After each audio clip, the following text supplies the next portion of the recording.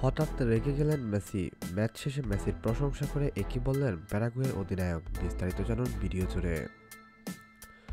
বিশ্বকাপ বাছাই পর্বের ম্যাচে আজ মাঠে নেমেছিল প্যারাগুয়ে এবং আর্জেন্টিনা। প্যারাগুয়ের বিপক্ষে দারুণ এক দল নিয়ে মাঠে নেমেছিল আর্জেন্টিনা। নিষেধাজ্ঞা কাটিয়ে গোলবারের দায়িত্বে ফিরেছেন এমিলিয়ানো মার্টিনেজ। এছাড়াও আক্রমণ ভাগে ছিলেন Lionel Messi, Julian Alvarez, Lautaro Martinez ত্রিয়ত্রিকে। তবে প্রথমার্ধ সমতায় শেষ হয়েছে আলবিলেস্তাদের।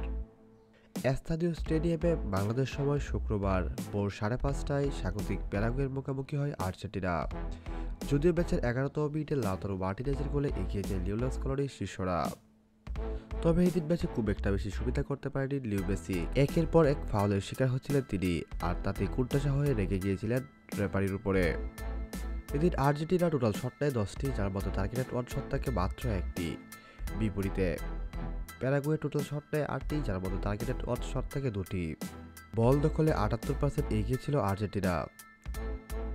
বিপরীতে প্যারাগুয়ের বল পজিশন ছিল মাত্র 22%। এদিন আর্জেন্টিনা টোটাল ফাউল করে 6টি, বিপরীতে প্যারাগুয়ে ফাউল করে 18টি। ম্যাচ শেষে সংবাদ সম্মেলনে এদিন লিওনেল মেসিকে প্রশংসায় ভাসিয়েছে প্রতিপক্ষ দলের অধিনায়ক। তিনি বলেন, মেসি আমার গুরু, মেসিকে আমার আইডল মানি, আর তার বিপক্ষে খেলতে পারাটা আমার জন্য সৌভাগ্যের।